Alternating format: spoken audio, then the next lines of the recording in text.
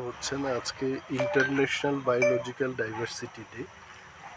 তো biological diversity বলতে এইটাই যে বন থাকতে হবে, প্রাণী থাকতে হবে, পশু পাখি থাকতে হবে, সব মিলিয়ে কিন্তু বায়োডাইভার্সিটি। তো ত্রিপুরায় এটা নতুন ব্যাপার না, আমাদের এখানে তো ন্যাচারাল যে ফরেস্ট্রি আছে, সমস্ত কিছু মিলিয়ে কিন্তু ত্রিপুরার একটা প্রাকৃতিক সৌন্দর্য এবং আবহাওয়া নিয়ন্ত্রণে সমস্ত কিছুর ক্ষেত্রে ত্রিপুরায় কিন্তু আমরা আদিকাল থেকেই দেখে এসেছি যে আমাদের একটা ন্যাচারাল রিসোর্স আছে। তো ম্যান অ্যানিম্যাল কনফ্লিক্ট, যেমন হাতির সাথে মানুষের যে সংঘর্ষগুলো হয়, এগুলো আসলে মানুষ হাতির জায়গা দখল করেছে এটা হাতি মনে করছিল, আর মানুষ মনে করছে মানুষের জায়গায় কেন হাতি আসছে। এগুলো হচ্ছে ইমব্যালেন্স। তো এই ব্যালেন্স তৈরি করার ক্ষেত্রে আমাদের সবার একটা ভূমিকা থাকবে।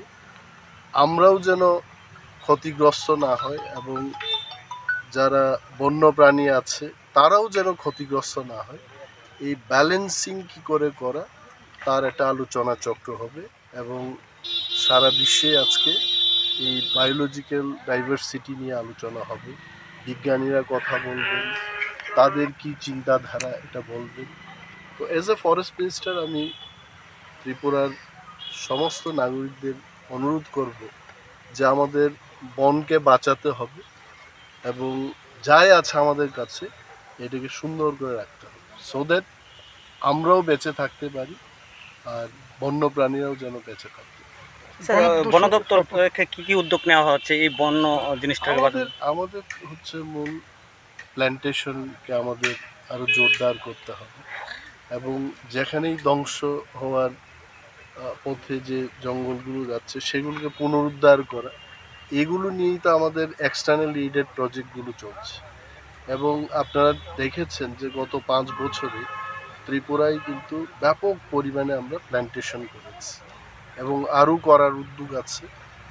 ম্যাপ দিয়ে জিআইএস ম্যাপিং করে আমরা দেখছি কোথায় ডিগ্রেডেড ল্যান্ড আছে, ওইগুলোকে প্লান্টেশনের মাধ্যমে আরও সুন্দর করে এই ফরেস্টটাকে রক্ষা করার কাজ আমরা করছি। বনদস্যুদের ইয়েতে কি পদক্ষেপ নেওয়া হচ্ছে? বিরুদ্ধে তো একটাই জিনিস যে দস্যুদের আসলে মোকাবেলায় আমি আগেও বলেছি যে বন্দুক ছাড়া কিন্তু কোনো উপায় নেই। তো বন্দুক ক্রয় করার জন্য পিসিসিএফ সাহেব এখানে আছে। How many guns we are purchasing? 200 guns কিন্তু আমরা প্রকিওর করতে চলেছি এবং 167 জন ফরেস্ট গার্ড নিয়োগ হবে। ফরেস্ট্রিতে তো তাদের ট্রেনিং হবে এবং হাতিয়ারেরও ট্রেনিং হবে, যাতে করে ফরেস্টার এবং টিএসআর সম্মিলিতভাবে যার শারীরিক ক্ষমতা থাকে এই ধরনের একটা ট্রেনিংয়ের ব্যবস্থা হবে। তারপরে আরও মোকাবেলা জোরদার।